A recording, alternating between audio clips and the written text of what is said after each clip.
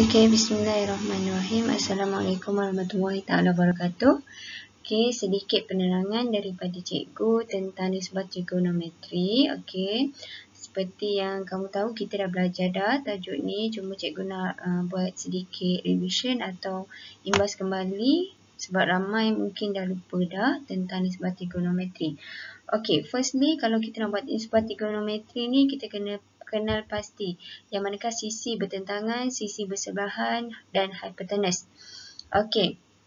Kalau hipotenus, kita merujuk kepada sudut 90. Garisan yang bertentangan dengan sudut 90 dipanggil hipotenus. Okey. So, bila sudut berada di BAC, okey, kita tengok sudut BAC, maksudnya sudutnya berada di sini. Okey, hipotenus masih lagi AC.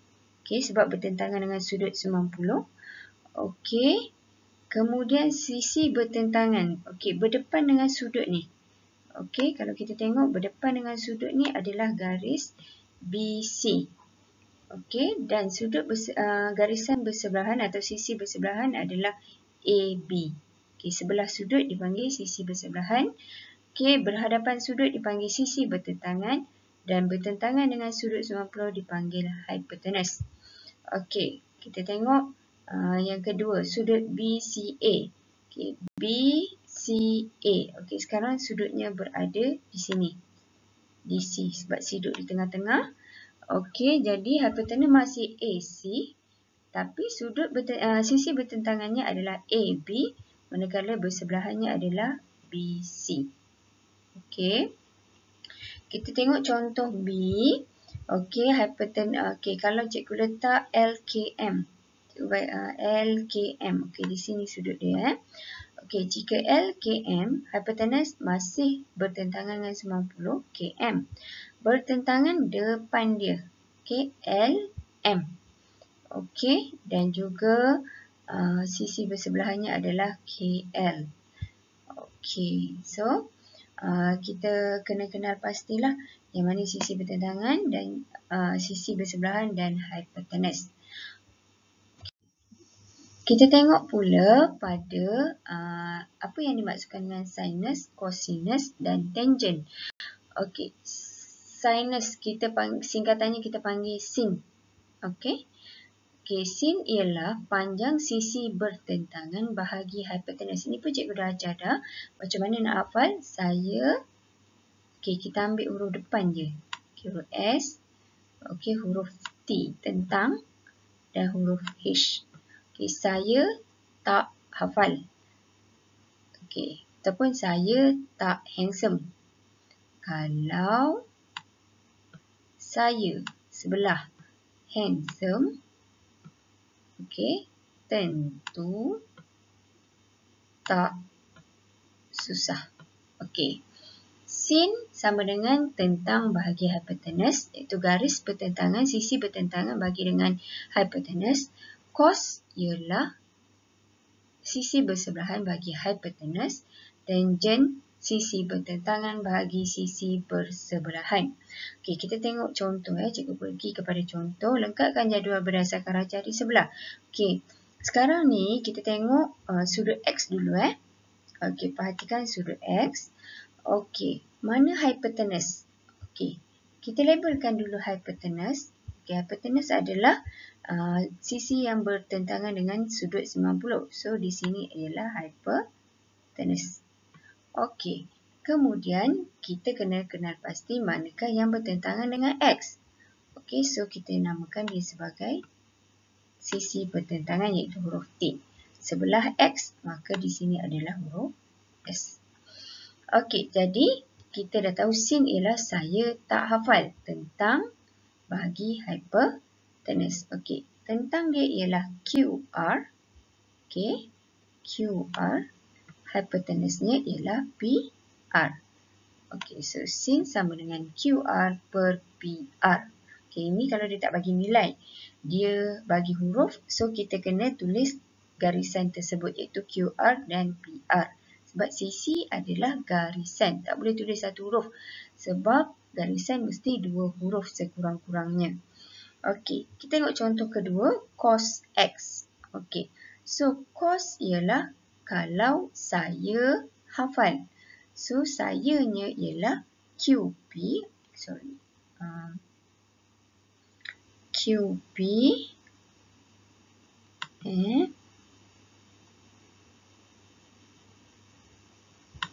Tengok saya pemadam je.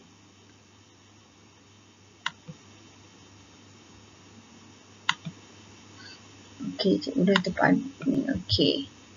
So, okey, QP.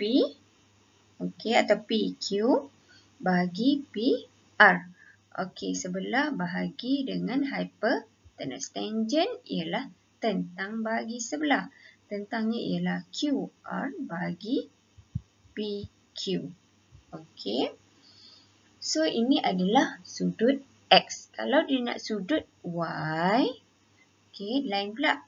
Kalau dia nak sudut Y, hypotenuse tetap sama. Cuma yang akan berbezanya ialah sisi bertentangan dan juga sisi bersebelahan. Kalau Y dekat sini, bertentangannya ialah PQ. So, T adalah di sini. Okey, di sini adalah bersebelahan. Okey. So, sin Y tentang bahagi hypotenuse. Saya tak hafal. So, PQ bahagi dengan PR. Okey, cos Y. Cos ialah sebelah. Sebelah dia ialah QR. Okey, bahagi dengan PR. Okey, QR bahagi PR sebab sebelah bahagi hypotenuse. Tangent Y ialah PQ. Okey, sebab tangent tentang PQ bahagi sebelah iaitu QR. Okey. Okey. So, kita pergi kepada contoh yang ketiga. Raja di sebelah menunjukkan dua segitiga bersudut tegak. Tentukan sama ada semua nisbah trigonometri bagi sudut X dan sudut Y bernilai sama atau tidak. Nyatakan alasan untuk jawapan anda. Okey, dia bagi dua segitiga. Kita nak tengok nisbah dia sama atau tidak. Okey, kita tengok sin X. Okey, sama juga dalam situasi ni, apa pun kita label dulu. Mana H, mana S, mana T. Mana hypotenuse, mana bertentangan, mana bersebelahan. So, kat sini hypotenuse kita tahu 5 adalah hypotenuse. Sebelah X ialah 4. Nampak sebelah sisi sebelah dengan sudut.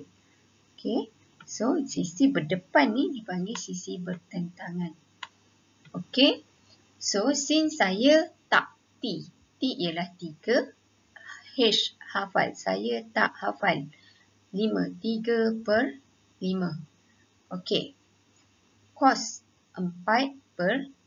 Kalau saya hafal sebelah bagi hypotenuse. 4/5. Tangent tentu tak susah. Tentu tentang 3 susah. S sebelah iaitu 4. Okey, kita tengok Y pula segitiga yang ada sudut Y ni. Okey, hypotenuse-nya yang mana?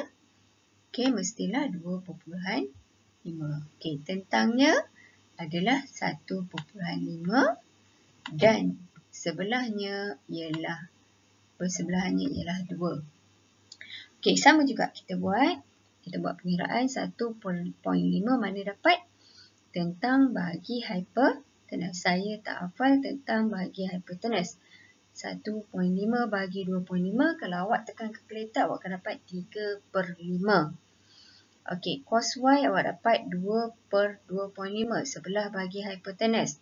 Tangent kita dapat tentang per sebelah. Tentangnya 1/5, sebelahnya 2. Okey, 3/4. Okey, awak tengok ni. Bagi sin X, sin X dan sin Y, kita dapat 3/5 dan ini pun dapat 3/5. Sama. Cos pun kedua-duanya adalah sama. Tan juga kedua-duanya adalah sama. Okey, jadi kita boleh katakan nisbah trigonometri X dan Y, okey, adalah sama kerana panjang setiap sisi kedua-dua rajah adalah berkadaran. Apa maksud berkadaran? Okey, kita pernah belajar. Berkadaran tu maksudnya setiap sisi ni, kalau kita darab contohnya 2 jadi 4, darab berapa? Okey, kita darab 2 kan? Dapat, kita darab 2 dapat 4. So, awak tengok 1.5 macam mana dapat 3? Darab 2 juga.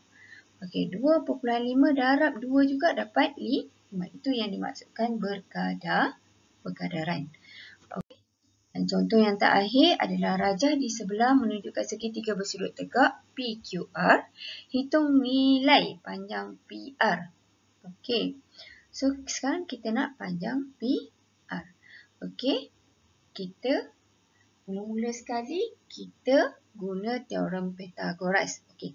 PR ni adalah hypotenuse, iaitu garisan paling panjang. So, bila nak cari garisan paling panjang, kita akan tambahkan dua garisan pendek ni menggunakan teorem Pythagoras. Bukan tambah 8 tambah 15 je. Kita kena kuasa 2 kan. 15 kuasa 2 tambah 8 kuasa 2 dan punca kuasa 2 keseluruhan. So, kita akan dapat 17. Barulah kita boleh jawab sin, cos dan tangent. Okey, sekarang ditanya sin PRQ. So, sudut di mana? Tengok tengah-tengah ni, huruf R. Okey, sudut di sini. So, label dulu. Manakah hypotenuse? Okey, biasa mestinya 17 ni adalah hypotenuse dia. Okey, kalau sudut di sini 15 ni akan jadi huruf T. Dan 8 ini akan menjadi huruf S. Okey, so sin PRQ ialah, sin sama dengan apa tadi? Saya tak hafal. 15 per 17. Okey, cos PRQ. Okey, masih sudut di R. Okey, kita boleh gunakan rajah ni lah. Okey, cos sama dengan apa tadi? Kalau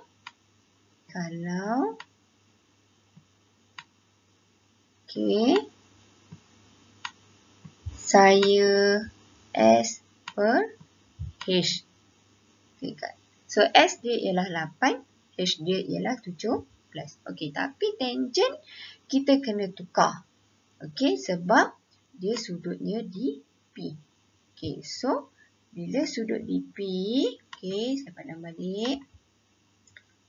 Bila kita nak sudut di P, supaya awak tak keliru Okey, bila sudut di P, binalah di sini P awak. Okey, so hypotenuse masih sama. Tentang dah jadi dekat 8. Manakala sebelahnya adalah 15. So, tangent ialah tentu tak susah. T per S. T ialah 8, S ialah 15. Okey, sekian untuk kali ini. Awak boleh jawab soalan latihan yang cikgu berikan. Okey, sekian. Terima kasih.